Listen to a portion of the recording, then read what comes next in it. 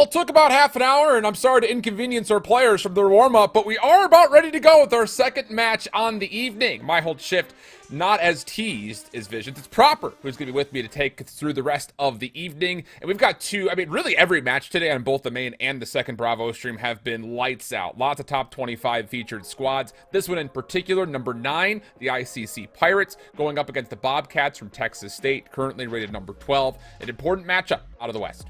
Yeah, it absolutely will be, Alan, and just to apologize one more time, I know I'm not as handsome, I'm not as Canadian as Austin, but hey, I'm going to do my best. Definitely not as Canadian. I'm definitely not as Canadian, but this one is important for a lot of different reasons. Obviously, when you're thinking about the overall region that is the West region so far, ICC, Texas State, they're already guaranteed playoffs, but seeding, on the other hand, that's absolutely up for grab, and you definitely want to have as best seeding as possible heading in towards playoffs out. And the biggest thing here, too, is for both of these two squads, the record's obviously pretty much without a blemish anywhere, except for when they play up against top-cut squads. Most notably, we can kind of echo that with Texas State, where ICC have kind of cruised a little bit more through kind of the higher echelons of college COD. But let's get straight on in, do a head-to-head breakdown for both of these two teams. As you would assume with teams that are kind of floating near the top 10 and above, the records, as you would assume, would be pretty much flawless for the most part, outside of playing up against a couple of the top squads thus far.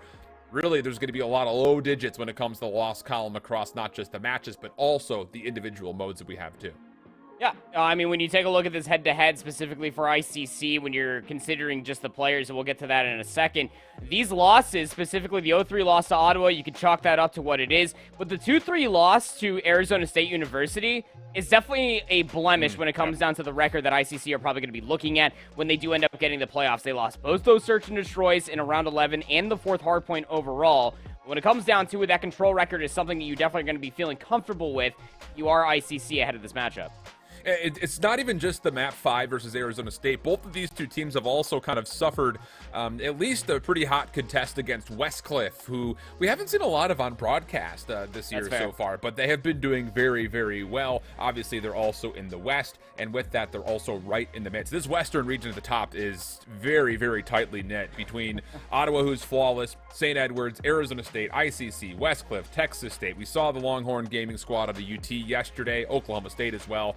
All of them are separated by as little as about 5 to 6 maps. So it's been very tight across this Western region.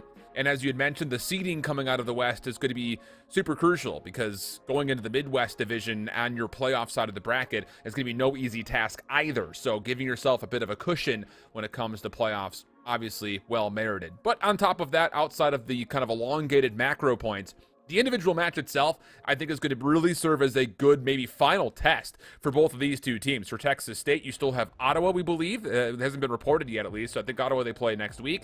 And then for ICC, you really just have this matchup, St. Edwards, which they're going to play on the Bravo stream in the third slot here this evening. And then they got University of Texas next week. So kind of almost like a last barometric test for both of these two squads before they jump into that playoff season. Yeah, it absolutely will be able to be quite telling for ICC, specifically that if they do not end up winning versus the Bobcats today, Alan, going up against St. Edwards later tonight, as you were talking about on the Bravo stream, that's going to put them down pretty low. I mean, probably just right around where Longhorns and Oklahoma State are just resting at, a little bit lower of a seed than I'm sure that they would probably be wanting, specifically when we are thinking about the roster for the Pirates. Jzerk, Big Head, Alicio, and Hyper. All 4 of these players at any given moment of time can absolutely pop off, but if there's one player in particular I'm looking at, it's going to be the captain of the Pirates, Jzerk. Has been that guy. The first time when I was able to cast over Independence Community College back in the first epsilon of the season, it was absolutely lights out. He had like a 2.4 overall KD in the Search and Destroy, was playing lights out performance-wise on the hardpoint at about a 1.8, and that has continued on inside of the second cut when it comes down to the 2022 season. It's just about falling into their own, making sure that no one individual player just tries to go too far, too big at one given moment of time. Allow some of those fundamentals to come back through, and this is a 4-player roster you do not want to be taken for granted. Yeah, I'm going to go the opposite direction here. I'm actually looking mostly to see what Hyper is going to bring to the table here, because for Jzerk, Big, and Alicio, all of them have pretty good experience when it comes to the challenger scene. I know Alicio and I believe Big Head as well were also at Minnesota this last weekend, where Jazerk has mostly kind of floated into just the Open Cups as far as I can understand. Maybe he was there and finished like top 64 or something. But Hyper is the one player kind of outside of that Challengers conversation, at least in my mind at the moment. So with a key matchup coming up versus Texas State, I'm kind of looking at, I won't call him the odd man out or the fourth player necessarily as far as priority is concerned, but the one that is not really kind of flirting with the Challenger scene, that's the one I'm most interested in, at least for my perspective. For Texas State, though, on the other side, a lot of the same storylines will kind of maintain. Let's be honest, if you're dealing with number 9 or number 12, you kind of expect that to be the case. Tactics, Scripps, Pandemic, Draco, all 4 of them very well experienced, not only with playing with this individual university, but they've also flirted around with things like locals, playing in a Shoney and things like that. And there's also a little bit of Challenger experience where they've kind of gotten into the top 64, maybe a top 32 here or there. So it's really kind of a shared wagon when it comes to the Challengers bandwagon that we've kind of got between both these two teams. Yeah, absolutely. I mean, Tactic, Pandemic, those are your 2 standout players when you're thinking about the Bobcats roster. But really, if you are going in that testament to be able to see what Hyper does bring to the table, then you're mostly going to be looking at the matchup between Hyper and Scripps. Not necessarily the 4th player, but the one that's going to be able to mold the rest of this puzzle together for these 2 colleges out of the Western region, right, Alan? Because, I mean, not to say that Scripps is a bad player by any stretch of the nation, but when it comes down to being some of those last alive, being able to influence pressure in the middle of the map, specifically in a search and destroy go of things, those are your 2 players that are probably going to be able to be the do or die of a lot of the situations unfolding for either of these 2 teams' favor. Yeah, it's it's just difficult because the statistics when you deal with players at this level, especially coming off of the first cut where it's, you're playing up against teams that are, obviously now like in the 4th cut overall for stage 2, they get really inflated. So, you look over the cross of some of the player statistics that we've been kind of gaining over the course of the spring break period. They're all the numbers are really high, so it's really difficult to use those as, I think, kind of an eye test as far as like, oh, you got a 1.6 here. Like, let's be honest, a lot of that is pretty much serviced by playing lower teams. And I think the biggest metric here is really just down to the head-to-heads. What was it like when you were Texas State playing up a team like Westcliff, playing up against your Arizona States and your St. Edwards, which is where their losses currently occur? And have you been able to really kind of go back to the lab, figure out what you're missing out on, and correct it, getting ready to go for both ICC and Ottawa before playoffs? So, statistics aside, have to show up right here, right now. And at least for Texas State, there has been a little bit of downtime for you since that most recent loss to ASU. So hopefully there's been at least some work done over that spring break period to get ready for this matchup.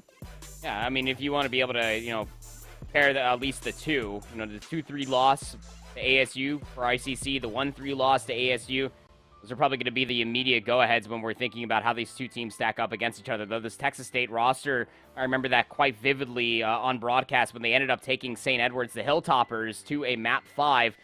They were playing some really good respawn. It just really comes down to their search and destroy that is their biggest fumble against some of these top-cut teams out. All right, well, we'll take a look to see what the maps have. I assume that those are ready for us as we will be deliberating what exactly will be the kind of pathway to victory for either of these 2 teams. A little bit of a back and forth here between Tuscan and Berlin for all 5 of our maps, starting off with the Tuscan hardpoint. And let's be candid, with the most recent change to P3, we saw yesterday with ranked teams, their inability to fully understand where exactly those spawns are going to be and how best to play that hardpoint, whether it be on you winning rotation or needing to set up for a break. So I'll be curious to see if both these teams have been able to kind of fluidly work through that new problem. And you would assume in between these 2 teams, right, that because of that change has been in the game for a decent amount of time now, that they should be more than aware about how to hold, how to break P3, where those spawns are going to be coming in, especially to the stature that we're mostly looking at, specifically for ICC when it comes down to Big Head and Alicio. I mean, those are 2 players individually that when they are playing at their highest level, they are almost undeniable, especially when it comes down to the College COD League. But P3 will continue to have a lot of question marks about it. When it mostly comes down to me is how well are these teams going to be able to break a lot of these hard points. A lot of CCL teams so far have just been struggling with their break potential and their setups. A lot of teams can get in early, but they do an even worse job at trying to work their way back in for some sufficient time, which is why the scorelines have always felt so close. Well, we'll see. We expect a tight, close affair here. Number 9, number 12, both teams very similar records against other top-tier opponents that we've seen so far through the West. But now it's time to see if there's going to be any sort of a differential maker between these two right here, right now on just Tuscans and Berlins. And how about the opening nade from Alessio? 2 right off the rip. Texas State already hindered, but doesn't stop Pandemic from holding a corner and doing very nicely. In fact, 3 kills for Texas State out of Pandemic, who was the last Bobcat left alive. And wouldn't you know it, it is going to be Texas State with the opening time. You can have rehearsed nades, but even having a godlike head glitch of Pandemic over by this monument is on 4 in a row to start. Look, you start off on the better side of the map. You should be able to win these gunfights quite well indeed. But, I mean, ICC, they definitely have the numbers to start things off. It's just about finding that one trade on a Pandemic, which did come incredibly late. ICC have been able to work their way back in through you, are starting to win these scuffles to be able to keep Texas State at bay. And they're already zoning away wonderfully ahead of the P2 spawn. Yeah, really for ICC, it's a perfect start for you. A bit of a miscue on Pandemic, but then a perfect recorrection to get yourself a good amount of scrap time. And as you'd mentioned, a very good line of scrimmage set up in front of the second hard point here. Hyper, good for the opener, but Script is able to find the trade, gives some high ground here for Texas State to work with, and the break attempt is coming very swiftly. Love the speed here from the Bobcats, and as Script cleans up the last player on the hard point, he has got to deal with the reinforcements coming closely around Column, and that's where the problem starts to kind of occur, as more good nades from Alessio will connect, and that'll be ICC maintaining the hill. Gotta rehearse these nades, right? I mean, Alessio showing us a lot of study time and practice inside of the map, inside of whether it's bot practice, whatever it may have you. This setup, by the way, for ICC is phenomenal. You have Big Head in the back, making sure that no sort of nonsense comes out on the backside of Church. That's going to force all of Texas State to come down the ramp from Church. They'll be able to find a break, but it's a late break at that for 15 seconds. So I love the proactiveness that we are seeing from Texas State. You send a couple players to try to break it for the scrap time. They can't hold it, but most importantly, they have to fly all the way back towards P3 to make sure they have the spawns and the setup for Money Hill. Yeah, and Texas State doing a nice job of kind of making a mess of the middle of the map at the moment. But the problem about this is the spawns are not really all that close whatsoever for the Bobcats. So you kind of got to go hunting, trying to push some of these offenders of ICC away as best as humanly possible. Kill's relatively efficient. What's going to happen to the spawns here, though? And that's what you worry about. Alessio dominating the rooftop side. His teammate Hyper making sure top side Vines is controlled. Leads to a full-on flip bend. How about it? ICC clean on the break and the next hold. Yeah, and they are going to continue to try to zone away. All they need is just one good gunfight. Big Head's going to find that inside of the fire stairwell. And again, Big Head is just trying to zone away over by the rooftops, but doesn't win the gunfight. Down to 20 seconds, Texas State, they want to hit this. Yeah, this nice. is good time if you are Texas State to battle over. You don't just want to put all of the eggs into the basket of trying to set up for P4. The break potential that ICC has shown so far. Tactic, he's been figured out, tracked down, and taken care of. ICC does well to get the rebreak to make sure that scrap time was not just 100% guaranteed for Texas State, but it does leave them a bit amiss on the timing of this rotation back over to Church. Numbers for the Bobcats. Kills also coming their way, and as the fourth hill opens up, it turns a very plain shade of white as ICC continue to not just work from the front, but Alessio wants to get into the back line, and one good kill here could lead to a full flip, but you have to find it quickly, and well, the problem is his teammates aren't even here to pinch. He has gained at least proximal spawns, but the problem is still trying to get into the hard point. He gets shut down in his first attempt.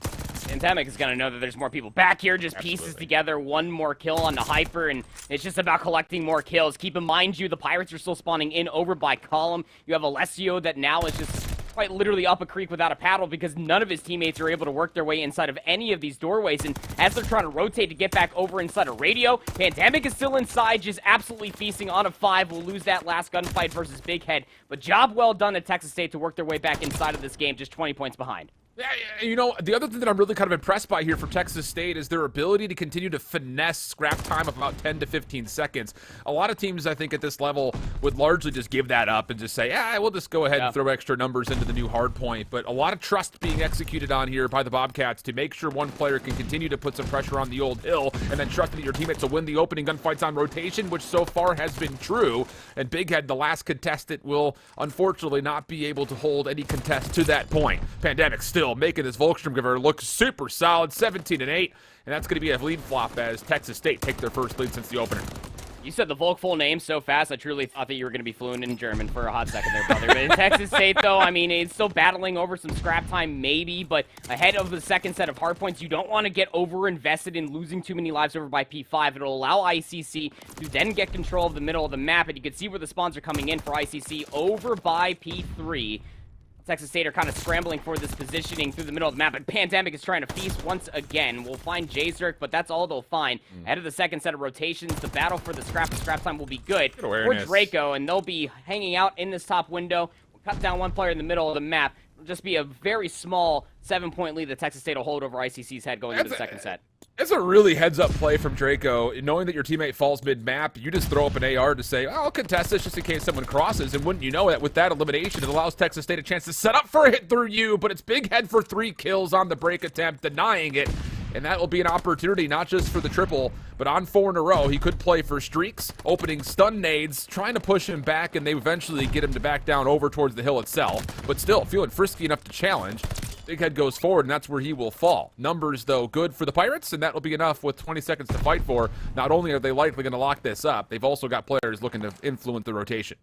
Tactic's actually going to spawn in over by P3, so I don't think Alessio is going to expect this little pinch play that is starting to develop for itself, and I don't think you really care considering that you can currently see Jzerk along with Hyper are already in the backside of the church arches, and that's going to influence spawn ahead of P2. This is a great spot to be in if you are the Pirates, knowing that P2 could be a money hill once again. Problem about this is you know that there are players threatening church, and you have no high ground control here, so you have to fight this from the backside of the hill. And as Texas State look to not just break the hard point, but also the spawns at the same time, the kills are turning up pretty darn nicely for the Pirates. Big 1v1 in the back. Alessio takes that. Big head down low. Not going to be good for Draco, but help is here in the form of Alessio and Jzerk, and they can continue to at least fight over the last 30 seconds of this hard point for now. But the Bobcats spawning front door of the church, now making a mission to get onto the hill itself just by full flood, and it works out nicely for them. And how about it? Pandemic and Tactic working together. It's going to be a full-on feed in favor of Texas State as they get the break. And they're still getting the information that all Pirates are actually spawning in the back. With the Pirates spawning in essentially for P2, Script spawns in the middle of the map. They make the heads-up play, basically put the ball in the court for ICC to say, you have to hit scrap time one more time. We will cut our way through the middle of the map, get ourselves set up for 3, but no one's essentially watching rooftops. It's a very passive and defensive setup for Scripts all the way in the backside over by Wine. They'll go 1 for 1. That has to be communicated and picked up. Alessio cannot stay alive back here for much longer. But the thing about this is he thinks he's blocking spawns with his teammates coming from the north side of the map. The spawns for the Bobcats are over towards roofs. Alessio shoulder check actually gets a pretty solid read, but is not good for the gunfights. Now it's down to the remaining Pirates on top of the fountain, and there's no one to stand tall to that battle. Texas State, Scrappy through the back, good for it. And now a read from Draco as he takes down one with them, reading that this hit from the Pirates is going to be coming from the north side of the map. Scrambling back his tactic, waiting for someone to touch, and as they do, it's going to be the Automaton getting the job done for the opener. Still, contest over the fountain, back and forth we go. Numbers looking good for the Bobcats, but the Pirates spawning so darn quick, they may get there in time, but it's a late flank from Scripps to shut it down, and Texas State right back in this game.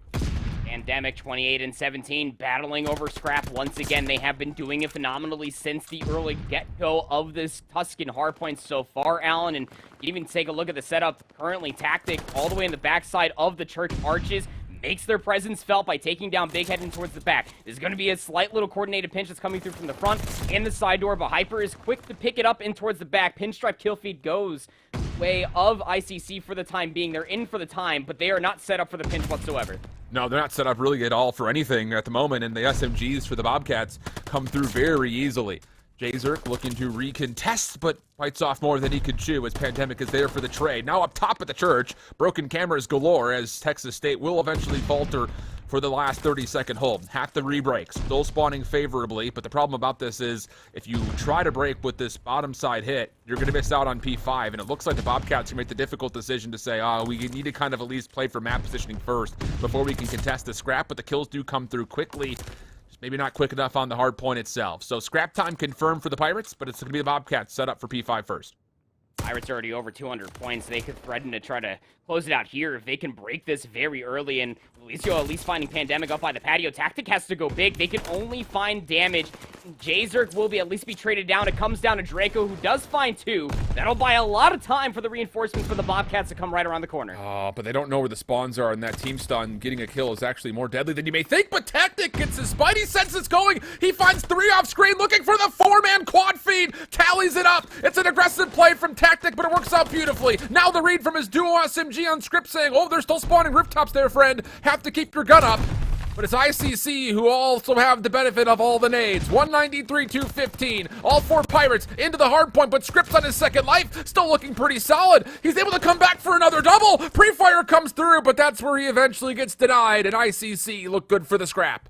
And now you chalk it up if you are the Bobcats. You can see them spawning in over by the fountain. They're going to go get set up 4-1. Hyper has to be able to find some damage, plus keep their life. They can't even do one or the other. Now you have to read where the hit's coming from, but Big Head hits it so fast, he finds 2 coming out of you.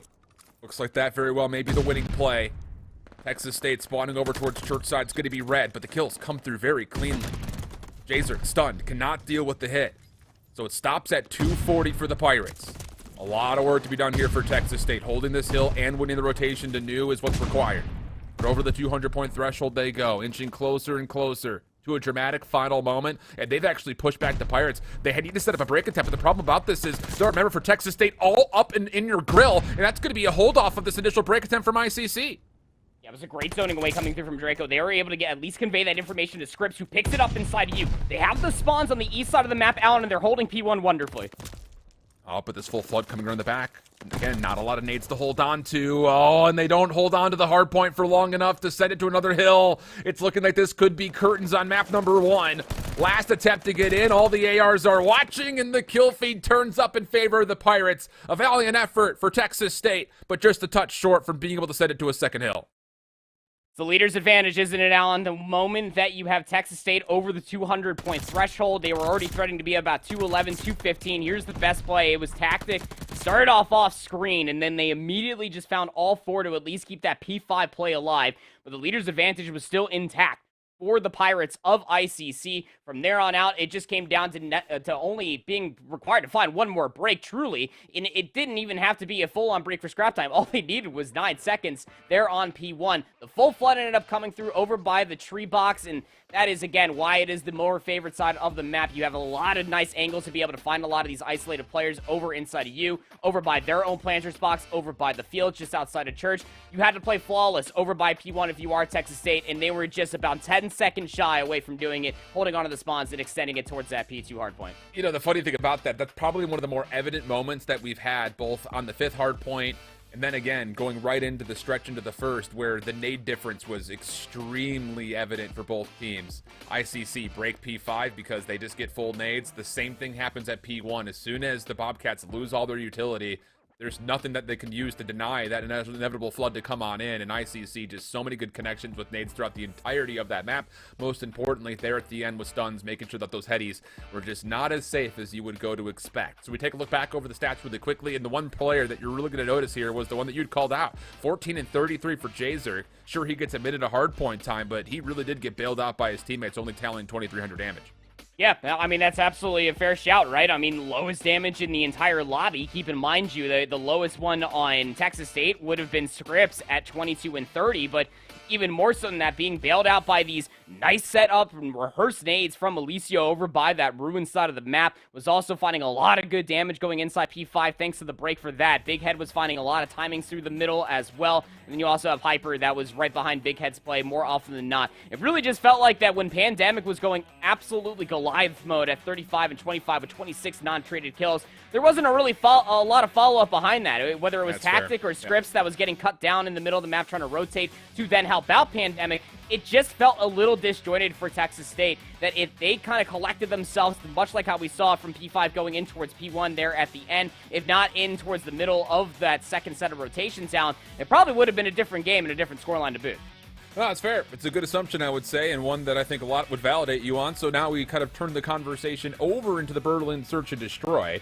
I also didn't realize this, but shout-outs to all of our ops teams in the backgrounds that getting the website updated with all of the current map counts and also or mode counts and also map counts in the mix. So for the Berlin Search and Destroy, 4-1 are ICC, which is great news for them overall. Whereas for the side of Texas State, you've only played the Berlin Search and Destroy a total of 2 times so far. They've largely kind of buttered their bread on Tuscan. So not a great start overall, I would say, just kind of looking at where you prefer to be if you're Texas State. Now going into a Berlin Search and Destroy, you only have a couple of reps on, one of them being a loss to, as we had mentioned, one of those top cut teams that we've seen them kind of get into this number 12 position from in the first place. And this has to be a good striking moment if you are Texas State, given the simple fact of what you were talking about, what I brought up at the beginning of the broadcast as well, for ICC to be able to lose both of those search and destroys to the Sun Devils of Arizona State. That's got to be kind of be feeling almost like a weight over top of their heads, isn't it? Considering the fact that they were so close to closing out the search and destroy. But for Texas State on the other side, this has been a very good game mode for them. I believe that they do have a positive record of 12-3 on the search and destroy, though. Again, take that with a grain of salt for what it is. For one thing, given the simple fact that in the beginning of the year, you're playing a lot of Tier 4, Tier 3 teams to kind of settle the score going in towards Tier 2. But against top-cut teams, they have been able to keep things relatively close. They didn't end up at least keeping things as close as what we saw from ICC against that ASU roster, especially in their search and destroys.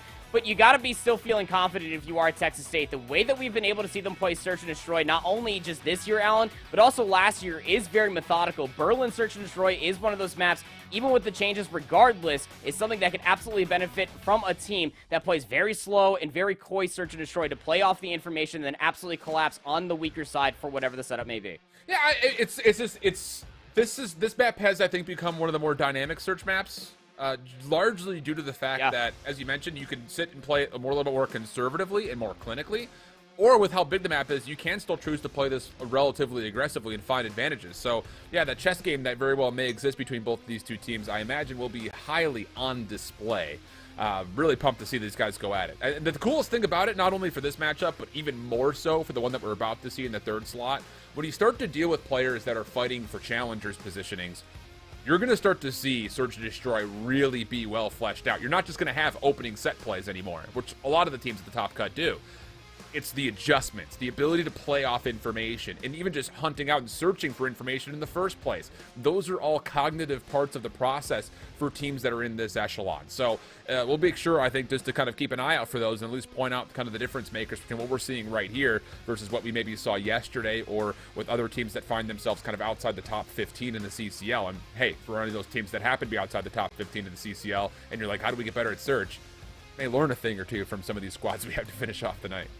If there's one thing that both you, me, and Visions also talk about continuously, it's the tendencies for a lot of these different teams, not only in CCL, but even up to the Challengers level. Hell, even when we're doing our little Discord watch parties for the CDL as well. You know, it's one of those things that when we're talking about the tendencies for a lot of these different teams, what we're going to be calling out continuously are a very similar setup when it comes down to their offense takes, their defensive setups as well. That also has to be a mainstay to read those tendencies and adapt against them to then make, I guess, a full-ditch effort to be able to completely collapse on those weaker setups on two different sides. All that can be done specifically on Berlin, whether there is going to be a Car 98K play across that entire B street on top of the warehouse to see how many players cross over by the upper courtyard area, or if you're just thinking about a lone lingering SMG player to play underneath the concourse stairs. We saw Hook of the Los Angeles Guerrillas play that very ratty spot, and it pays dividends to be able to catch a lot of teams off guard if they continuously like to quickly assault over by A.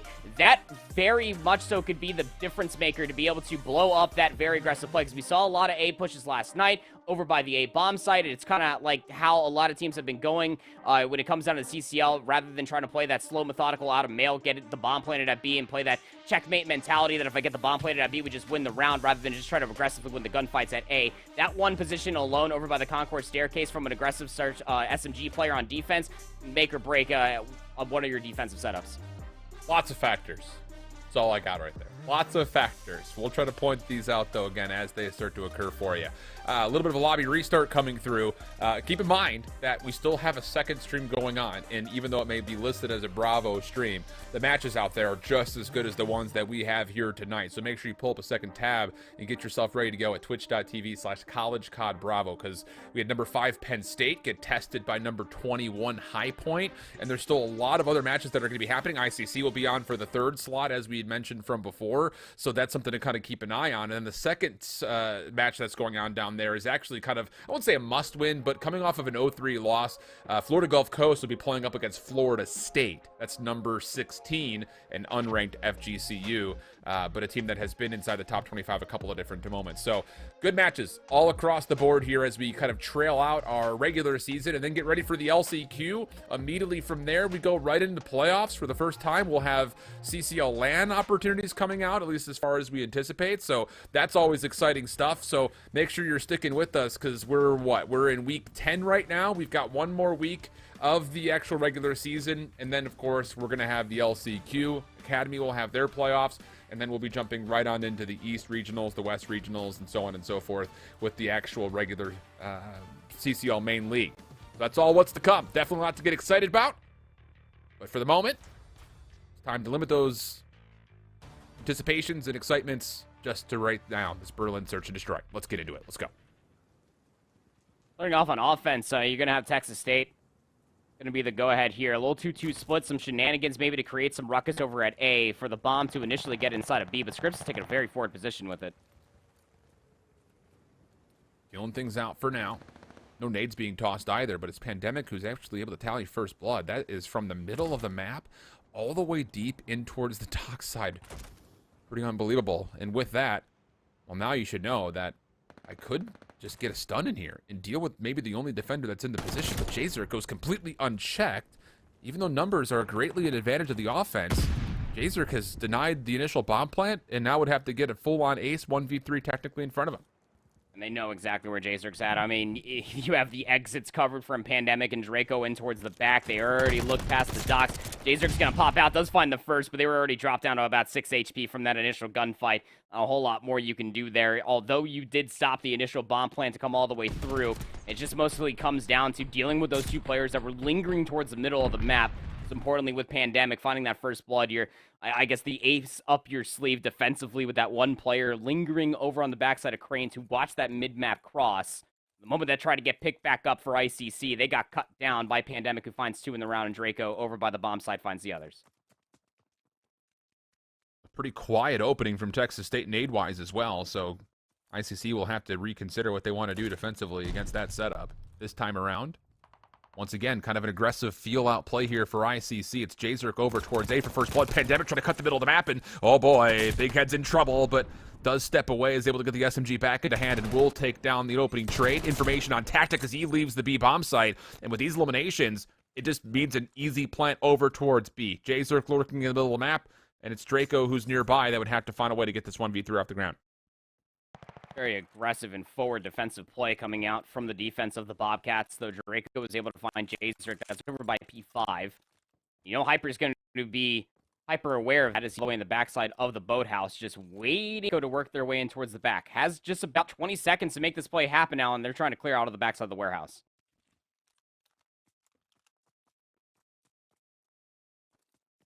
Time is likely going to be his biggest opponent here. Yeah. He's not going to find these kills, plus defuse the bomb with all this time wasted. I mean, he assumed that maybe there was someone back here, but it's just not going to be the case. Hyper makes the right adjustment just to get the heck out of the boathouse and has the read as well. Can Draco at least walk away with one of these kills? No. It doesn't matter. I mean, you're playing for streaks, I get it. But, like, it's early, and 3 is so far away from being able to earn what you need at 7. Yeah. And maybe it's just my mind is on, because it's the Masters week. It's kind of like a birdie putt. You got to give a 1v3 a chance to be successful. And we've seen yesterday and today a couple of different moments. Like not even giving yourself a chance to get the 1v3 because you just lost so much time. Just such a hard play again. When, more often than not, better just Call of Duty analysts than myself said the bomb is planted at B. It's more or less a lost cause unless you have numbers, but very similar offensive setup coming out from Texas State. This time around, Scripps pops up on top of the tank, but Draco will not be allowed to get any closer inside of the train station. Pandemic looking to at least get a trade. We'll confirm it. This is just a solo play for Pandemic, by the way, over towards the A site. Big Head is still looking to make contact pretty far forward, playing on the low ground. Takes down one. Tactic looking for the trade, but the door is quite literally shut in his face. Breaks the camera, but no! Not going to happen. Big Head for a double. Pandemic quickly flipping the map around as he makes his way swiftly into fire. And it may allow him an opportunity to kind of isolate these players. But Big Head nearby may be the player to spoil. Oh, he's right underneath them. And this is trouble from both perspectives. Big Head doesn't want to leave, but he's really not looking at too much. Oh, okay, now the shots come through. Big Head will surely clean this final kill up, no problem. And there it is. That's 4 in a row for Big Head. And then all 4 in the round? 3 in the round? That would have been 3. Pretty sure. But even still, I mean, Pandemic did have Dead Silence popped inside of Fire, so that reload, all the mantling, the shenanigans that were happening in there. I mean, Big Head didn't get any sort of that sound of information, just waiting for the player to shoot, of which Pandemic, of course, started to do. It was just in a very forward setup. Nice proactive positioning coming through from Big Head throughout the entirety of that round. Not to mention to be able to find those 2 flying in and out from the concourse front door. Now I have a very passive setup offensively. Big Head's going to throw out a stun. Actually gets information. That's going to land on the tactic at the backside of the hut. That nade's going to likely connect as well. Oh, no, actually, a little bit long. A little long. Doesn't make much of a difference, though. You get the information you need saying, okay, someone is aggressively touching up towards the B site.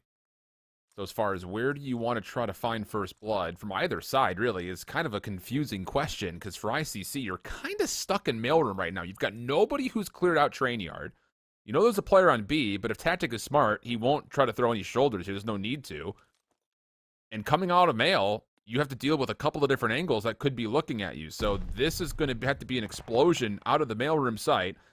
But it's actually first blood by Alessio over towards A as he clinically tries to take back over the train station.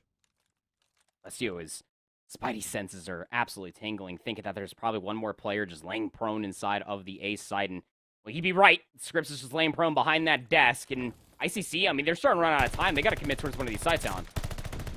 Oh, these little spam shots over towards B are greedy, to say the least. Pandemic turning his attention, finds Alessio rotating from the A site. Jazeric hunting out for a trade.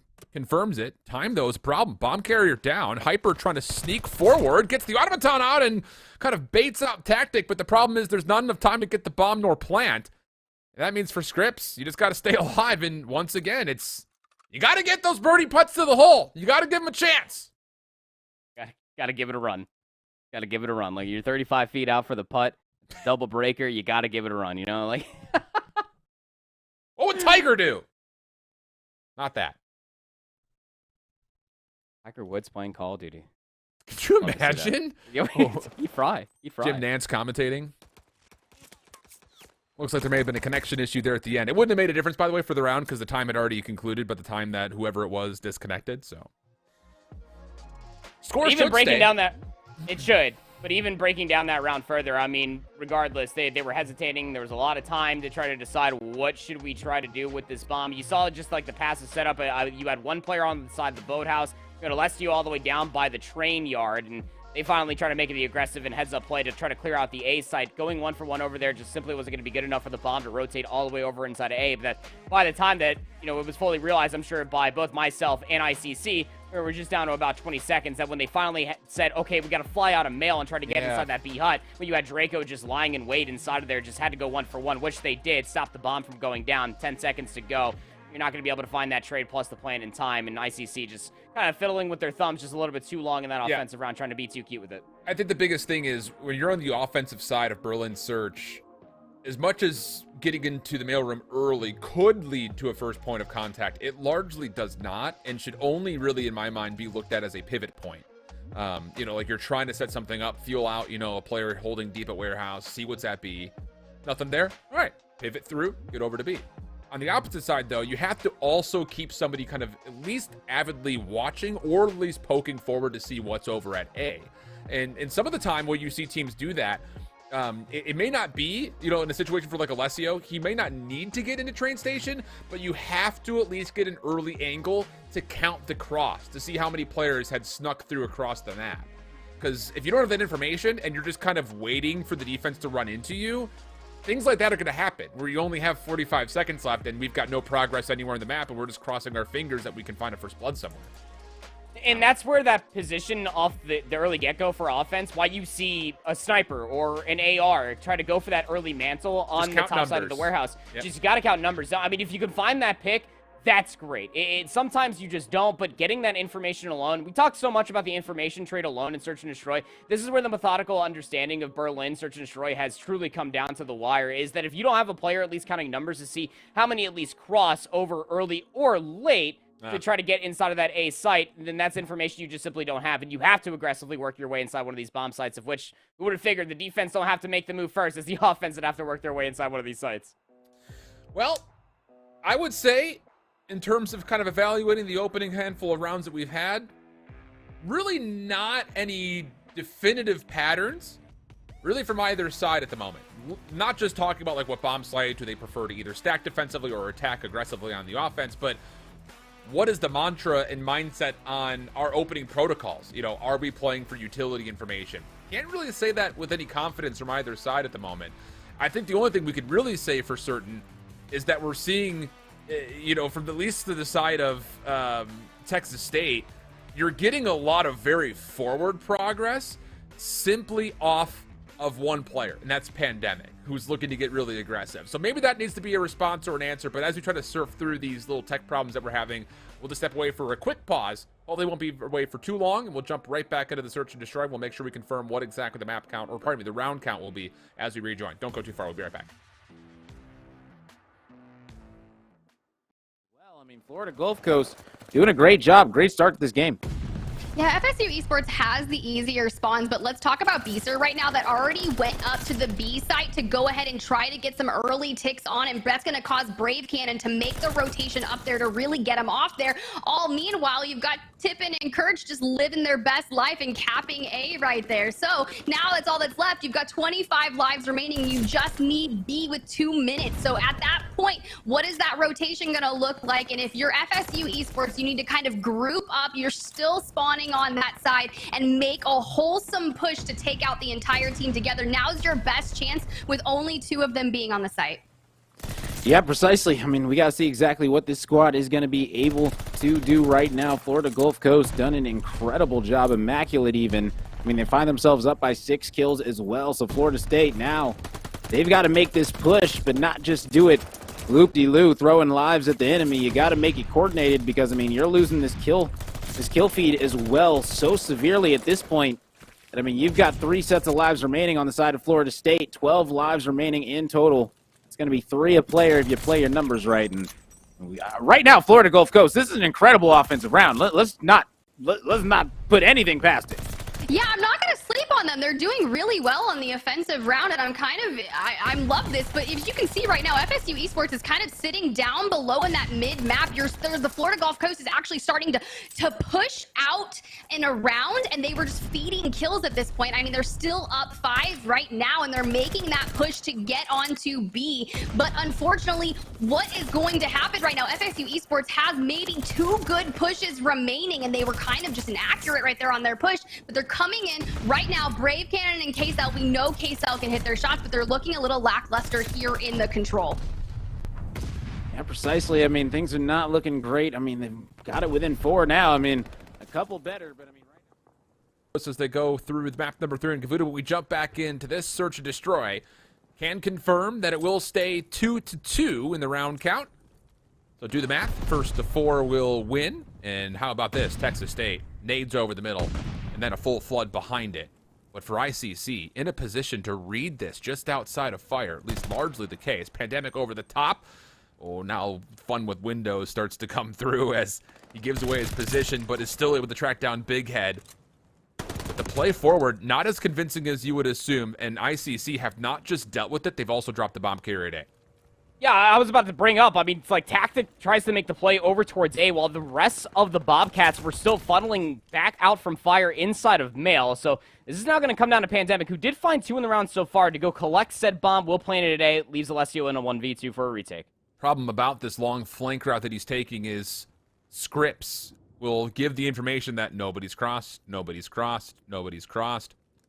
Now as he finds an opportunity to get the kill, Pandemic will know exactly where he's positioned. And the problem about this here for Alessio is he's got no idea that Pandemic is right below him. And as he eventually has to get off the 3rd floor, the easy kill comes through. It's Texas State to get back on the board.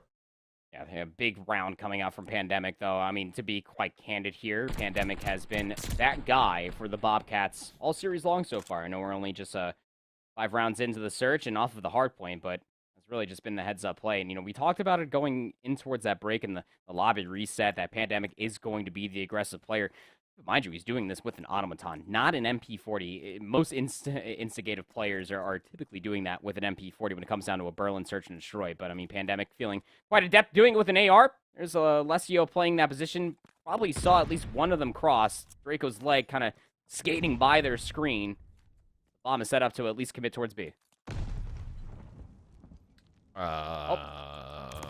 You hate to see it. Jazer just YYing for no reason mid-map gets punished after a very strange self-nade comes out. And it's on to Alessio and Hyper to consider, like, dudes, what? Are you kidding me? But it may work out. Hyper actually got a pretty good look at Draco. Nade cooked up, door opened, and that's going to find a kill. Well done from Hyper to cook up a beautiful nade. And now Tactic is kind of saying the same things that I'm sure Alessio just was. Guys, what just happened? We had a 4v2, perfect setup, and it's all gone wrong as Alessio applied it A. Hyper's already watching the flank as well. P5 cross, if you will. Tactics trying to get themselves inside of Mail and will cross over through P5. Again, Hyper is just watching this.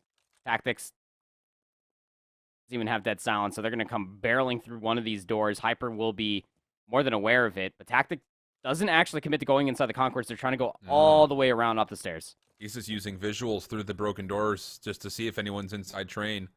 Thinking there could be a post plant deeper into fire. Little does he know, he's eluded the first defender on the flank, and Alessio is on the opposite bookshelf. Spam shots come through. That baits out at least a check, but the problem about this is, once again, you know, we might just start saying that not giving yourself a chance at clutching for a defuse might be the new tradition like any other. It's actually so true. Put that on a bumper sticker. Because, I mean, like, just comes down to, you know, making the right call, but just trying to check too many corners, trying to at least, you have to quickly glance through the doors. If you're trying to commit towards the very, very long play, then you have to make it a lot quicker than that. And say what you will, I mean, yes, you were on an AR, but even still, you have to look at it not only as a 1v2, but 1v3 versus the clock for the time or for the bomb to get detonated. So definitely continue to keep a close eye on those. 2v4, ICC will even up the round count once again.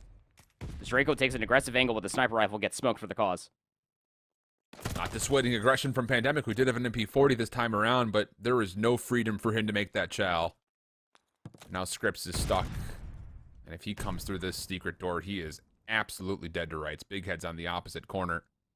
But Tactic has snuck around the defense of Jazerk mid-map. And if he can get into fire, maybe there's a chance here, but Big Head has already searched out Scripps. That kill will make things very difficult. 1v4, having to play from the back in 38 seconds to try to get this bomb planted. 1v4, Allen. It's a good look, have fun moment. Tactic with an automaton.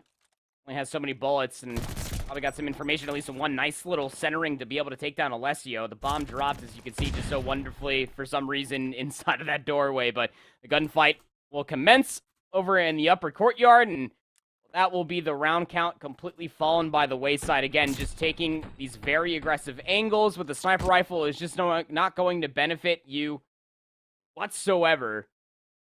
Absolutely smoked as you're working your way up through the staircase, and all the numbers just completely dissipated for the Bobcats. ICC just very quick on the pounce, be able to get themselves full A control once they knew the information that the bomb was working their way towards A. 3 in a row for Hyper. Again, just going to throw that out just in case he's able to find something in the opening over the top of the bomb site. Not able to do too much with it. Information for sure, and there we go. There's the opening that really would start to make this look good. Opens up the pillars at least. That will make this A site more approachable, even though there was initial trades.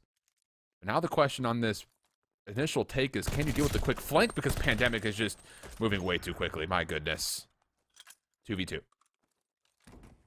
I was going to get planted. Where can you even go for a post plan? But you can see Big Head is just going to sit inside of that small room. But, I mean, if you are Alessio trying to at least cause more of a ruckus inside of fire, just throwing shoulders, buying time, actually gets out of fire as well. That's going to activate Big Head to also leave the site. Ah, and as he does, he runs right into Pandemic, trying to mantle through the windows. So for ICC's attack, looking pretty darn good. To take what, this would be 3 in a row. And once again, it's a tradition like any other. Tactic just not giving himself a chance to get the defuse. You know, I get it. Like, I honestly do. I'm not trying to come across overcritical. You want to make sure you're at least finding kills and things of the nature. But I would, at this point, rather see you just blindly go into a room quickly and just try to take a 50-50 check than clutch a 1v2 after there's no more time for you to defuse. Yeah, I mean, that's certainly one way of giving yourself probably one of the greatest chances to be able to win one of those 1v-odd situations with the bomb already being planted. Because, again, your biggest adversary obviously would be the enemy team, yes, but is that clock for the bomb to be detonated? And then if you are putting yourself in that position to aggressively try to retake the bomb, you have to just go flying in and just heat check a lot of these corners, try to win the gunfights. Map point here for ICC. Remember, 1st to 4 off the restart. We loaded back in 2v2 or 2-2. Texas State, the Bobcats, wildly and aggressively getting B lane control. But do they actually have that control is the real question. You're forward, sure, but you've got Jazeric and Mail, and you've got Alessio, who's able to contest from outside by the tanks. Nades come out. Jazeric is able to eventually take off a softened player in Draco. And with that, look at Jazeric's position. He's already through into warehouse. Texas State are going to trust that Pandemic and get aggressive, but there's no availability to make that play. And now it's kind of stuck in a weird position, but a good bounce back. Scripps able to take down one. Good read on Alessio on the long flank, and a 2v4 turns into a 2v2 just like that. Like, you got 40 seconds left to play. Try to work towards one of these bomb sites. Hyper's going to throw some shots, so they are probably aware that there's at least one player top fire, but they have no information on where Big Head is trying to rotate through, and that's going to come on the backside of Mail. Bomb currently being planted at B with both players standing over top of it. Windy shots from Big Head. Cannot capitalize on a free kill to Tactic, so now it's up to Hyper. Sees the head of one. Shots connect. Finishes the kill. Trade looking to come through from Scripps, but is not able to at least get Hyper initially. Gets the reload off as Scripps somehow found Big Head instead. Now over the top of the bomb site. Jump Chow comes through. Hyper continues to tag. Doesn't want to go to the pistol. Tries to sneak for the defuse. Scripps, do you check this? He's still looking for the 1v1, but then comes back to the bomb to deal with the diffuser. And that will be enough to extend this another round at least for Texas State. Talk about just how slippery Scray. He looked like Roadrunner out there, running from the Wile E. Coyote. Just couldn't be caught. Every single way that was trying to be taking the gunfights, I mean, Scripps was just getting the heck out of Dodge, just finessing around that B hut wonderfully, just understanding, hey, I don't have to take this 1v1, I just have to stay alive. Couple tags here and there, was even a couple more bullets, of course, but most importantly, was just playing down towards the game clock just to stay alive, but at that point, you just have to hop it out. I mean, if you can't find that kill, and it was offered to you, really only one way that you can probably go around before you run too many laps around that B hut. Still on map point here for ICC. They're taking a passive setup over towards B. This came back to bite them in the rear the last time around, and because of it, Pandemic has a nice range shot from top fire to find first blood on a Jazeric over by P4. Yeah, it almost felt like ICC were getting a little antsy, not seeing any aggression from the Bobcats anywhere on the map. This is a very conservative setup for Texas State, but it pans out nicely for them. Looking to get this to what would be a round 11. Alessio sees Tactic. Cannot finish the initial kill. No nades apparently to follow either. Health from above. Pandemic able to at least keep Alessio at bay. Good read over the middle of the map that there's somebody nearby. The stun should have connected on Statue. And that's what Pandemic is looking to search out. Well done. Also catches a glimpse at Alessio as we go to a 3v2 favoring the Bobcats. They have clearance to try to work their way over towards B. They're not going to get any shots, and I love what we're seeing out of Big Head and Alessio. They're stacked up together, making sure at least this bomb can go down for free, but you're almost taking a 50-50 VAR Alessio, so they have to at least clear one of these angles, hold it. This Pandemic is at least just outside of Mail, looking to threaten it immediately. Post-plant trust for Alessio to lock down the crane position. He's going to go completely unseen. But if they can move quickly for the Bobcats, there's an opportunity just to completely put pressure onto Alessio to come back. Does he have the bomb planted for him? No, he doesn't. What? Hello? How have we managed this? A complete foil, as there is no way for him to be able to get to a position to stop that defusal, and maybe a little bit too much stress, because now we go to a round 11 all of a sudden. Yeah, a little bit of miscommunication, maybe that antsiness coming right back through the early stages of the round where ICC were expecting aggression coming out from the Bobcats. Just a very tried and true passive defensive setup, just waiting for the unforced errors to come all the way through. Pandemic collects, finding that first blood. Now it's up to 7-4 through the restart. To the round 11 we go. We'll see an offense out from the Bobcats. ICC just cannot allow Texas State walk away with this one. They have been a whole lot more effective at being the aggressors. You could see Jzerk immediately getting inside of that B site. We saw this round one, was able to find first blood doing so. Texas State, I mean, they're just playing more of a passive offense, just trying to play off the information, which Pandemic is at least able to get info on one. Jzerk once again just playing a 1-for-1 position towards B, but look at the quick rotation from the Pirates behind him. Alessio down low, same position he was last round, but Hyper's also nearby to help with this cross. Nades from Alessio, not able to do too much with. Hyper, very aware that he could be challenged here at Fire. Been open for a while. Alessio stuck on the corner of the building. That'll be scripts for first blood, and now Texas State have to commit to which bomb site they want to try to hit.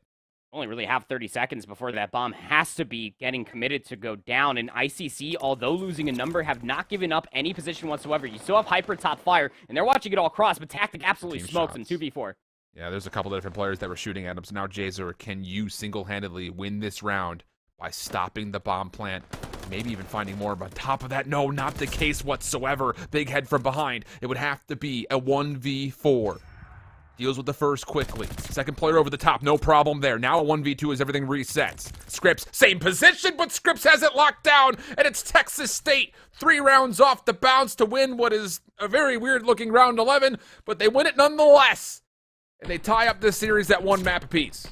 Just doing phenomenal at just catching all of ICC in 2 rounds in a row, where they are just trying to wait and collect off of information, but it's Texas State that absolutely benefit from at least getting information on one player. From there on out, they're able to read, hey, we haven't seen maybe just that one more player, which would have been all the way in the backside of Crane. If there's no player over by Crane, you know where that second B defender is more than likely going to be at, is inside the bomb site. They isolate the first player just outside of Fire. Some shots get thrown on top Fire. That player that was up there could not move for ICC. They just had to be able to watch the cross and deny players to get inside that B hut to help out Jzerk inside the site. And Jzerk, because they were playing in a 1-for-1 positioning, you're almost just hoping that Big Head was able to at least work their way across the map just a little bit faster to maybe come help things out. It's just not going to be the case. A very passive offense pays absolute dividends for Texas State to be able to take that, and another round 11 loss versus a top cut team for ICC.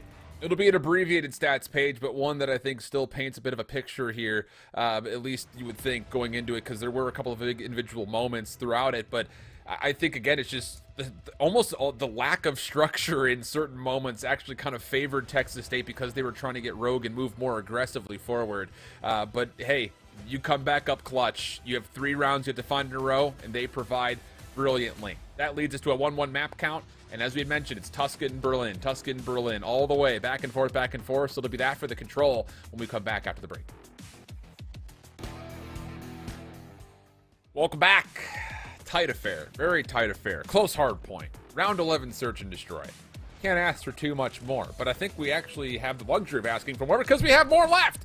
Got a Tuscan control, Berlin hard point, potentially Tuscan search and destroy. And look, at this moment in time, it's hard to pick out advantages or disadvantages between either of these two teams.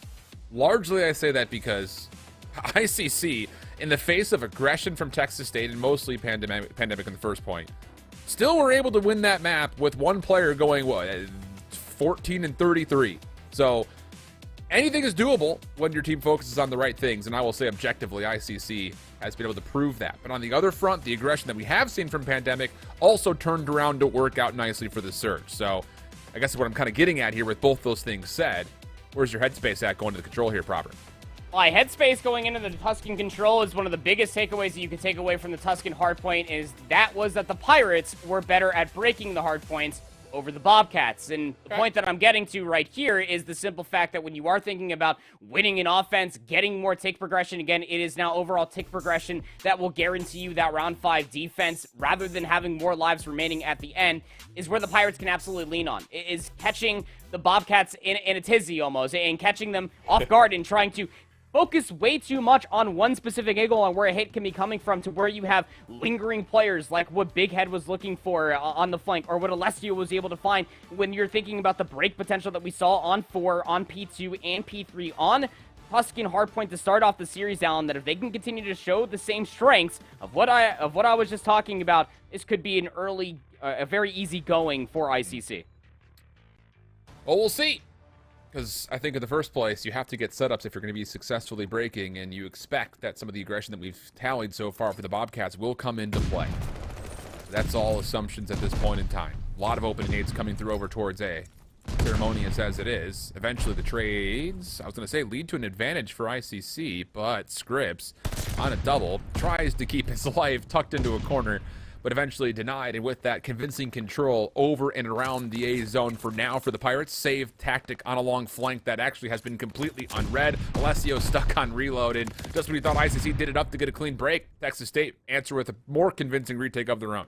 Yeah, no, that was a fantastic retake when it comes down to it, and look how proactive they are as well. They're also showing presence down over by Well. Going 1-for-1 is going to be great information, but maybe a little bit of over-investment coming through from Texas State. They thought that all of ICC were going to full flood back over towards B after losing the initial battle over at A. It's absolutely not the case, as ICC are showing presence today once more.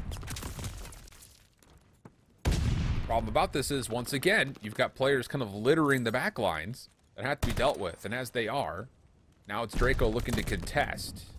But a bit of a war on two fronts here. Jazerk over towards B, finding an opening elimination. May lock in a first tick of progress by himself, but Texas State kind of conceding the A zone will make sure that first tick of progress is just a bit short. And even on top, they will go ahead and deplete it fully as we go into a 19v20, minute 45 in the clock. A lot of time to be able to work your way back over towards B. You just got to jostle for the mid-map positioning. Tactic is up here. Alessio gets the information here, and that door busted wide open. But Tactic still wins the gunfight, so that'll completely reset to the middle of the map in favor of the defense, where Tactic has been thriving so far, just existing on these flank plays. Texas State is really making a mess of this map, man. Yeah, they are. I'm looking at the minimap like, what do you want to call out here? There are so many players forward not even caring about the B objective right now. And that's, I think, the right play, just mind you. Like, there's no need to panic about B at the moment. There's no need to set up any sort of a defense because you have a 5-life lead. You've already killed off 45 seconds of game clock, and ICC is now, just for the first time, getting a glimpse at the B zone since Jazerk tried to make it a solo play earlier in the map. So now the defense needs to kind of rein things in, though. That's the problem. All these individual gunfights lead to ICC with numbers on and around the B point, including now forward in towards your spawn. And as 3 kills come through, an opportunity to start stacking this for more progress. Yeah, and that's one of the biggest issues, trying to take these isolated gunfights. There's so much presence for ICC down here, but a teammate's not going to help your case. Forces players off the zone as they need to play for the kills once again before they can stack to try to get the second tick of progress locked in. Texas State looking to regain around the backside through the high ground.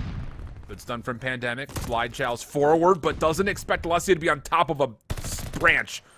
That thing wasn't even a bush in the background. That was something that someone just pulled from, like, the nature habitat and then just like, well, I'll put this in a potted plant.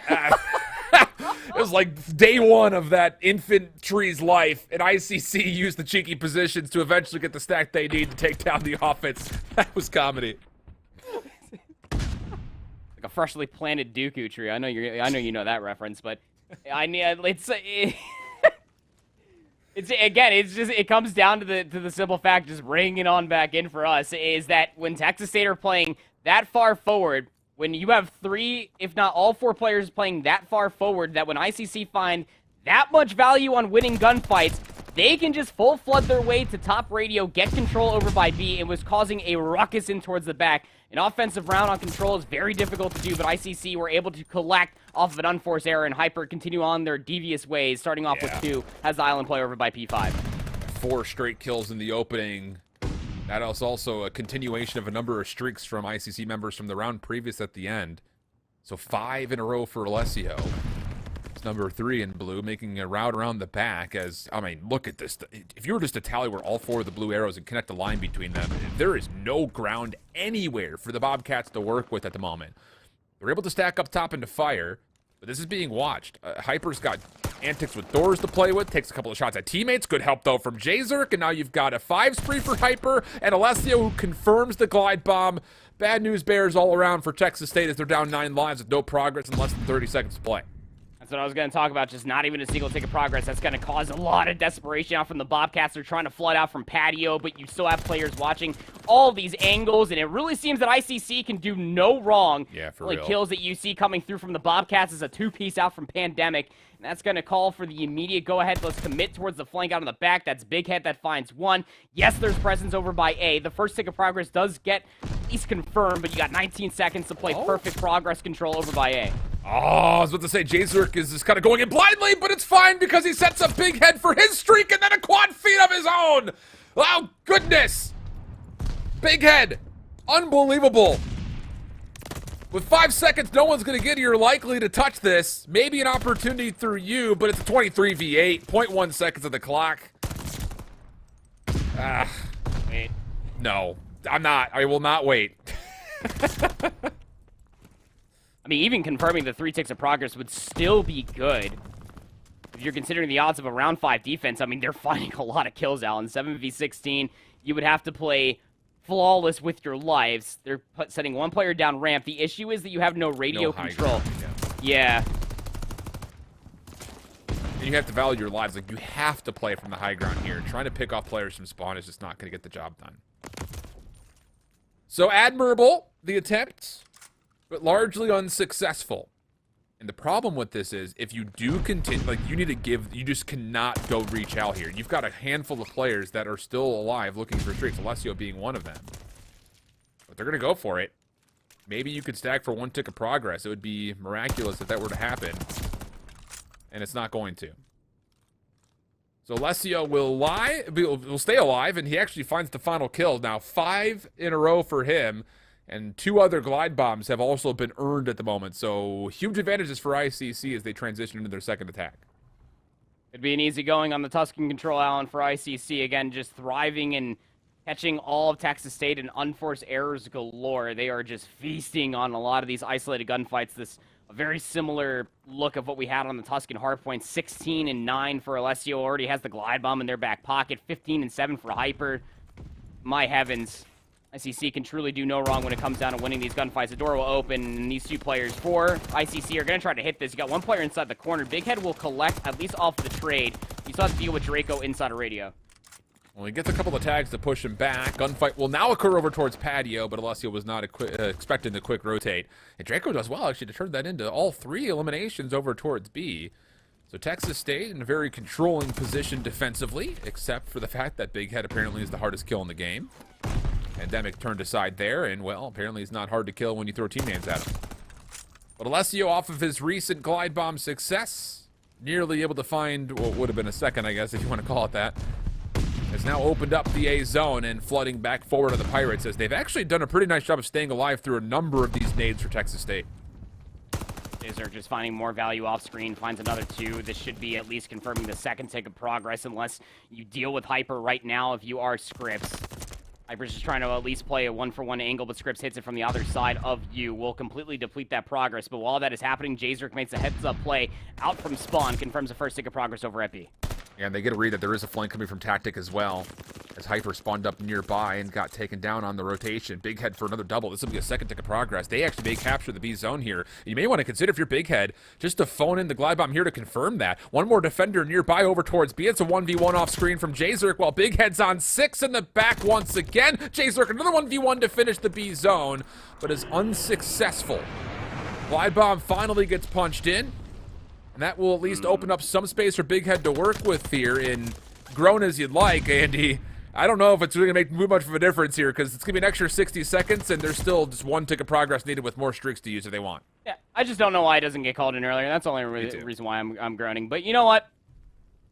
Old man discipline aside, I honestly think that, yeah, there's really not a whole lot more that Texas State can potentially do. I mean, you have to play flawlessly to basically dissuade ICC from finding value to get over towards this B site. And by the way, they have more streaks. Keep in mind, Big Head's going to convey all this information. 1 down by the column. This player over by the truck is absolutely going to get blown to pieces. thanks to the glide bomb, they just have to deal with Scripps up by top patio. What? And, well, Scripps actually makes a little bit of escape play to take down J-Zerg, and the returning gunfights off the respawn are good for Texas State. Still have a minute left to play for ICC on this offense. What was J-Zerg looking at? I mean, granted, know. again, he's bright white on our screen with the X-ray, but you should have seen him taking a jump right next to you. And all of a sudden, all the streaks are gone, and Texas State have a forward defense. Scripps has single-handedly given themselves a chance to potentially come back into this control. Big Head solo play doesn't finish his food. And now Hyper, who will get stunned up, is trying to extend his life, but is unable to get back to cover. And what was a huge life lead with a lot of time now turns into a marginal 1 life advantage, and not a lot of time to get back across the map as Texas State once again set the line of scrimmage forward. Yeah, I swear it was 16v9 just not even a few seconds ago. 6v6 now, 24 seconds remaining. Tactic making plays again is on a 5, and absolutely right. Get your dashy pictures in chat because that is absolutely a choke coming out from ICC. Unable to convert, committing 2 glide bombs at that. And Tactic still on the spree. Keep in mind, you almost had the right centering to take down Alessio to get themselves a glide bomb, but Big Head is extending this play. Would have to go absolutely God mode to make that at least occur for an offensive round win. And Texas State will keep their heads above water and just barely at that inside of this control. Still had 5 ticks of progress for ICC there on their offense. And you have to play perfect Tuscan control for Texas State, just already knowing that you're going to have to win 2 offensive rounds back-to-back to win it here. Yeah. And I'll just go ahead and say it again because we're still in the regular season here for ICC. You're going to have to really look back at that round 3 because there were, 4 or 5 different opportunities to win that and to send this into a map 4 cleanly. Now for Texas State. Trying to set something up towards B, but it's very labored and slow. Hyper even tossing nades over. Will not confirm any kills, though, so as disciplined and diligent as this hit has been for the Bobcats, it does actually work out for them. Problem about it is you're still looking for kills instead of trying to double up and stack up for this first tick of progress, which does allow an opportunity for ICC to play off the flank. First tick locked. The Pirates still having some trouble, not just getting through the spawn, but also getting through the 5th hard point. Tactic for 1. Trade from Draco. Now the focus just has to be on the front. Alessio doesn't know what to look at, so now it's just down to J-Zerg, and as he falls, this is going to be the B zone likely completed. More lies for ICC being thrown, but they're not going to get here in time. Oh, they actually stepped out the zone. They got here in time. You want to talk about a choke, Allen? They got off the zone. It was a Mustachio's hair away from getting completely in favor of the Bobcats, and now all of that 3rd tick of progression will be completely depleted, but they're showing presence over at A with a sufficient amount of lives remaining over their adversaries of the Pirates. It should be an extra 60 seconds out on the board, surely. It should be. Reinforcements are right around the corner. It just comes down to Tactic to play their life even more so. Big Head could go big here. It's only in a 1-for-1 trade, but the respawns are right around the corner for the Pirates, and they make use of them depleting yet another 3rd tick of progress. Oh, no. Jeez Louise. Oh, no, it's happening. We should be in round 5 right now. Texas State have to once again fight out a spawn. The thing about this is ICC have given them the luxury of moving freely forwards. Not trying to put pressure through the 5th hill, nor up towards fire at the moment. Just looking to play a more reserved defensive setup. The hit for Texas State. It's the last hit, potentially, by the way, as well. It's all going over towards patio side, but even that said, I don't even want to say it's all going that way because it's all individual challenges that are coming through kind of in strings. A-zone is going to be locked in as this respawn will allow them a chance to stop the clock, and rightfully and well played, too, because this hit towards B largely didn't find any success, but an extra 60 seconds is added. We go 9v12. 12v9 only need a single ticket progression. You got to get radio control here, and you can see what they're also playing with. Scripps loves to exist on the flank. They're flirting with the idea that they're going to get in the backside of Church, but the moment that Draco gets snuffed out outside of radio, they're going to get dealt with. So this is a little bit of a disjointed hit when you're thinking about for Texas State. And if you are Scripps, you got to go. You got to commit towards this pinch to help out your teammates here on patio. First kills are decent, though. Tactic sliding forward, able to break cameras. Can anyone get there to touch the 3rd tick in time? There's the contest, but it's just one player. Hyper and Big Head, though, from range, are able to stop the hit, get the kills, and once again fully deplete. A last-second effort once again comes through for the defending side of this map. 7v5, you can win off the kills, or you can win off that tick progression. You have time to be able to lock down these kills. You just have to confidently hit one of these different angles to work this pinch. This time around, it's Draco on the flank. You You've got one player of Scripps that is flirting with the idea to jump up inside of top church, does have some help behind them, and while they're wasting a lot of this time, they're waiting for the information for Draco to at least confirm any bit of information on the opposite side, and then Tactic takes an isolated challenge top patio. They will be biting the last bullet in the clip. 5v4, 18 seconds remaining. Gotta get it over the finish line. Offensively, you cannot allow opportunities like that to happen. So now the last hit for Texas State, all of it coming through Church Alley. Jazerk on the high ground could potentially just wait to flank this, but he doesn't even need to get anything going here. 4 kills come through quickly, and it will be a 3-1. Got thrown into the Matrix there for a second. But 3-1, the full tally, and I know we don't normally take breaks after map 3, but I feel like mentally I may need one just off of those last 2 offensive looks at B. I'm gonna need a whole another pot of coffee after that one, Alan, because that just that just made the cogwheels in my brain just kind of go on a big old just stop. Look, say it like it is. Honestly speaking, it very much so could have been a 3-0 in ICC's favor. They absolutely choked that last offense. I still don't know why that glide bomb was called in so late. The glide bomb that was committed to find at least a player over towards B when all the rest of the players for the Pirates have already died. And then that last glide bomb that comes through does find at least a kill on the backside of the truck, but there was no continuous presence, and then you don't have any coverage over by the B ramp. That's choke number 1 and 2, at least on the side of the Pirates. Now, the biggest fumble of them all for Texas State was the simple fact that they would have been able to at least confirm that B zone of that third ticket progression off their initial hit on their final offense there, Alan. They just get off the zone, at least expecting or maybe thinking that there was a nade that was about to be coming through. But it was this much. Not even like that much, like that they needed to be able to get that last tick of progress over at B and then try to work their way over towards A. And the same thing happens when they get over towards A. They almost confirm that extra 60 seconds on the board. It's Big Head that makes the play outside of you, playing a very different angle of their teammates who were playing the long ruins angle over by their planters box and just shuts down the push continuously. Texas State, in their disjointed hits, when they got too desperate there at the end to try to make that final play happen, just got completely caught off guard with ICC and their last remaining numbers. Some workshopping to be done, but regardless, the result is as the way it probably should have been. And just another big moment from the SFGs coming out. Big had 37 and 21 with 4,500 damage. Oh. Damn, Daniel, that is a lot. That is a lot. 32 of his 37 kills were non-traded. As he sits there and says, hold this real quick. And on the other side, we kind of mentioned, hey, we were kind of looking to see would Pandemic be able to go off again. Not the case here. Even though he did find a lot of damage and a number of assists, the final tally for his KD is just 18 and 29.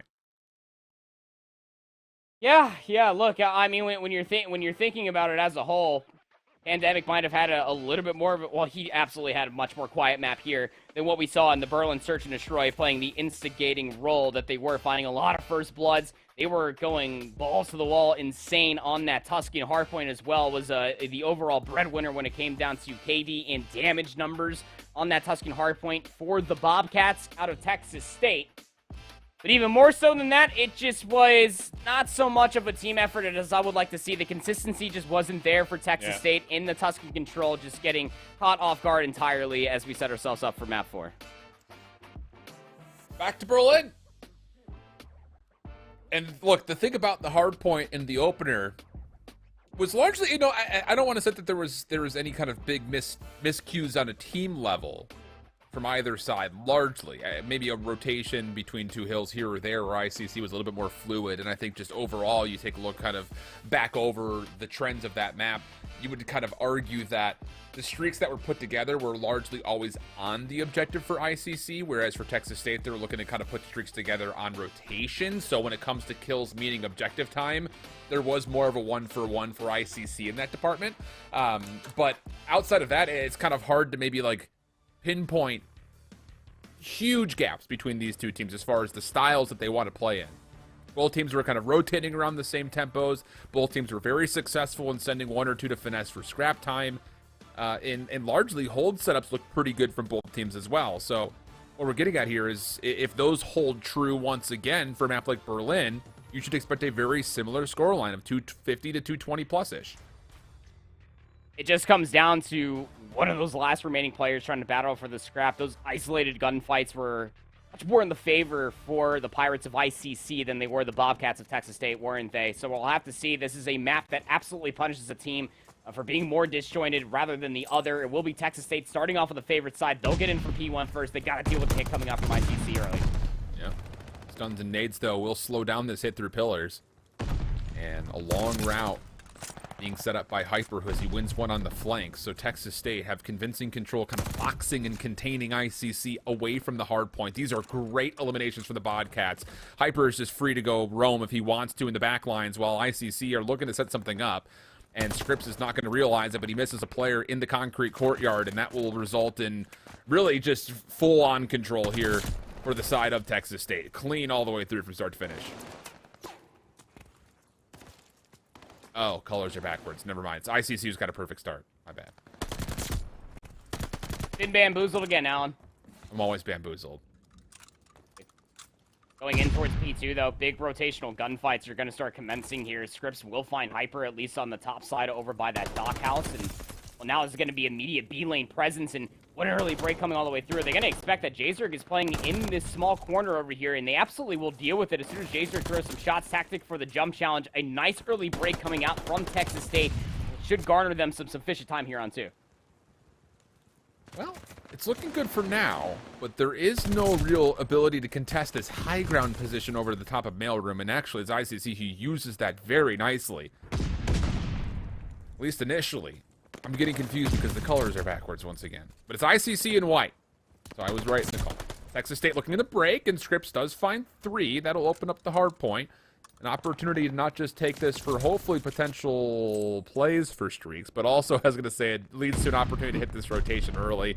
But with the cut down by Alessio, it will be ICC looking to find a way to get themselves in a position to lock things up early. And, well, they're actually giving a lot of space here towards the front. And, well, you thought for maybe a second there was going to be a successful hit through the middle of the map, but Pandemic and Draco shut it down completely.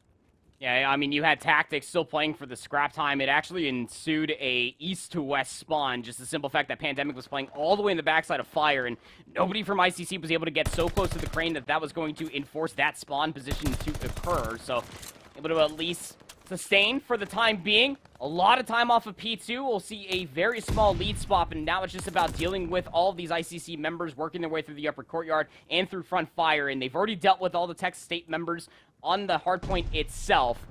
Still a battle for the scrap time, which you know Texas State spawning in are going to be able to win just off the numbers alone. Yeah. Even game for the most part. Scrap time should be locked in. Alessio's considering playing for exits.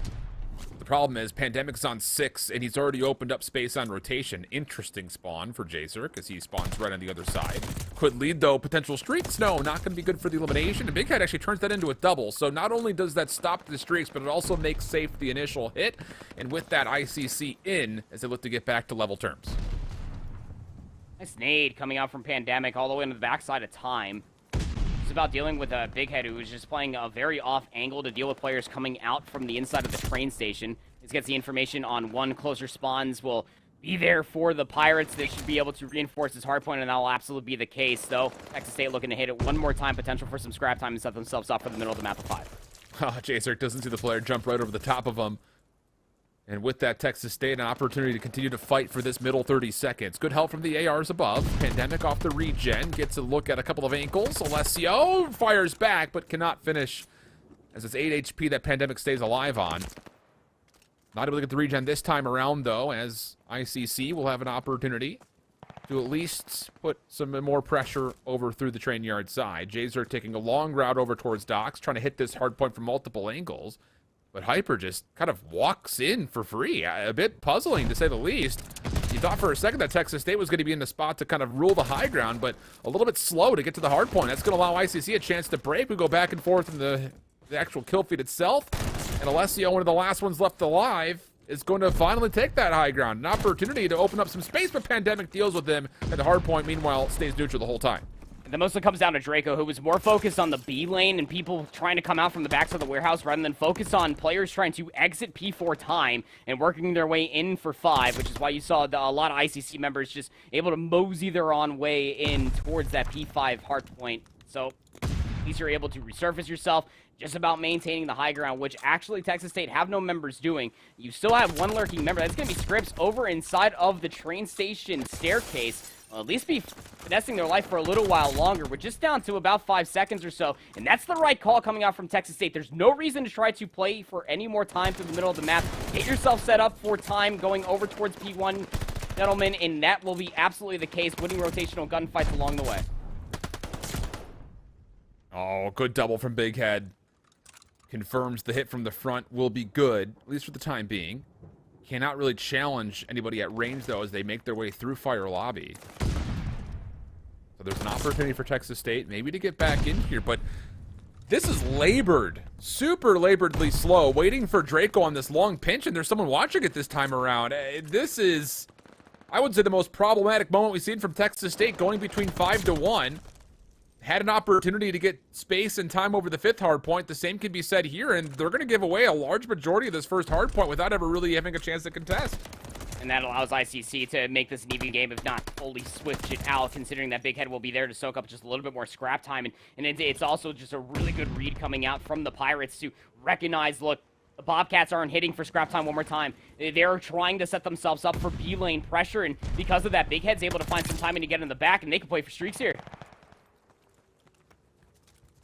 Looking to do so. Gets both weapons reloaded. Alessio just holding a corner, waiting for players to come through. And Texas State have not even gotten over to the front doors of Mail yet.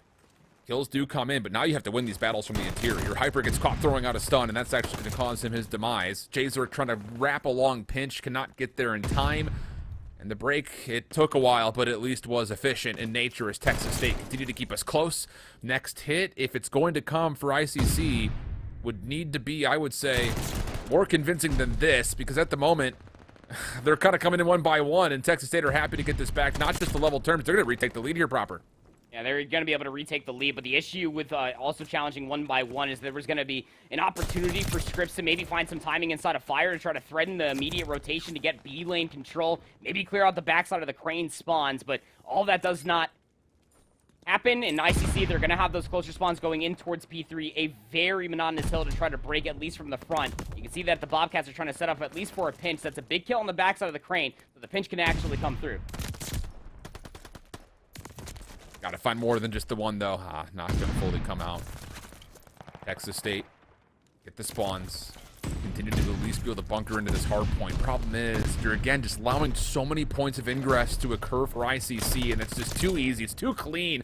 You got to get in front of the hard point once you win spawns like that. Everything just feels like it's a step too slow right now, though, for Texas State, and that may lead to a difference maker in a very crucial map 4 for both sides. One more set of spawns, 10 seconds to play, and once again, are we hitting hill? Are we on rotation? You can't just do both at the same time, because things like this will happen. Not good news here. Huge advantage for ICC as they even force Texas State to spawn top left side of the map, so far away from train yard. Yeah, oh, it's on the opposite side of the map, Alan, so now you're going to have all of ICC spawning in for 4. You have to not only get in the backs of the warehouse, but you have to deal with all these players that are inside the time for 4, something that the Bobcats absolutely struggled with within the first set. Yeah. They do get a split spawn here, though, getting a little bit of a flip around the back, but Jazork is ready for this. It's marginally so. Scripps, of course, will be revealed and chased down. Spawns, though, for the side of Texas State are still good in the back, but you've got to find success on this break, and it needs to be convincing. Draco starts us off on the right foot. Pandemic follows up, and how about it? It is pretty darn clean, unless Alessio has something to say, and no. Only a good for 1. The break clean, and now we turn our attention in the last 15 seconds to, will there be a finesse play, or is there an opportunity for Texas State to get on this rotation to 5? Peter's advantage starting to feel like a similar situation of where we at Tuscan Hardpoint, didn't it, Alan? 225 v 197. They can get over 200 points here are the Bobcats, but look at the positioning throughout the middle of the map. You have Alessio just inside of that train corridor. It will be gunned down, but most importantly, it's mailroom control coming out from the Pirates. Still being contested, though. 200, 226. And Big Head has found an opening around the back. Thing about this is, as he loses his teammates, he doesn't really have the ability to continue on this route, so he's got to be at least be responsible for extending his life, and he's not good for it. Texas State back into the hard point, 30 seconds, and they have the favored side if this were to maintain itself going into P1. Problem about this is ICC is looking to recorrect. Good kills coming across the middle of the map. Now it's just down to Pandemic. needs to keep his life in this position. His teammates are still spawning favorably, but at the same rate, you also can't just allow this time to go away for free. This is still win condition for ICC. Texas State has to continue to go. You got to be able to contest going forward, and they're absolutely being gunned. They're spawning all the way by the upper courtyard. Hyper is zoning them away. Just 7 more seconds. All the time still left inside of P5, but that's a big gunfight for Pandemic to find Anu Alessio. Now you can set yourself up inside of Office. Oh, no. Win condition still insinuating, but Big Head finds 2 going in towards 1. He knows the third player's in the corner. It's Big Head for 3. One more for the front door. Quad feed for Big Head, as that will be the last moment needed. It was Texas State gambling, saying, we'll just get the 1 kill, make sure they can't win it on 5, and stack all of our chips that we will win this on the first hard point. But Big Head, other designs in mind, and somehow that's not best play. Oh, okay, that might be why. That was kind of a snapper, but... That was gross.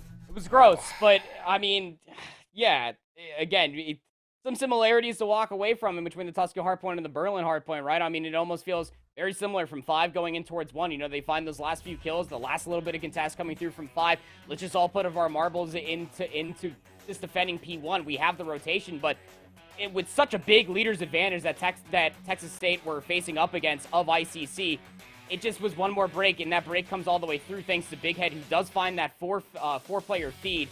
But even more so than that, you've got to speak more about the fumbles coming out from the Bobcats, considering the simple fact that through 2 different hardpoints, specifically in that second set, Alan, from 3 and as well as 4, they get spawns, but they can't not only just find the kills in the backside of time, they have to put their numbers on the front side of the hardpoint. They can't allow the line of scrimmage to be right at their front door. Agreed. They have to be able to clear out towards the middle of the map to dissuade the rest of the Pirates to work their way in for the front side of the time. Because if you give any of these ICC members an inch, they will absolutely run a mile, and that mile is into the backside of the spawn and will get them so much more time.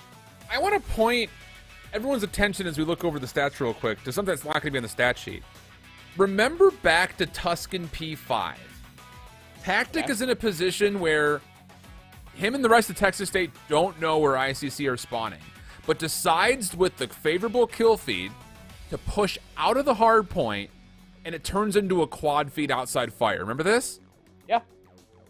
There was never a moment like that anytime else Texas State went and found a successful break. If I were to just build a little bit of advice here for Texas State moving forward, is be able to read numbers a touch better and trust that you can make one more aggressive play. Because even like you were mentioning, that break for 4, very passive after they break. They kind of hold the back. But more so on that break at fire the second time around. You get the spawns you want, you win the hard point, but then everyone just sits still. Take that extra step forward if you have an SMG. Because you're good enough to play up against these players. That much was very clear throughout the entirety of the series. But I feel like the one word that we continue to use, or at least relate to, about Texas State was just the tempo they wanted to play at, especially coming off of a successful break. Turn that into a successful zone, and both these hard points probably go your way. It almost feels like it's a confidence issue coming through from Texas State. Could because be. If there's one player that is more confident than any, it's Pandemic. He's running the AR flex, so I mean, maybe it just has to come down to just let Pandemic have a Volk, or just run a third sub if you have to, and just continue to put that space that much farther forward as we take a look at this this Berlin Big Mac sandwich in between the 3 slices of Tuscan sliced bread.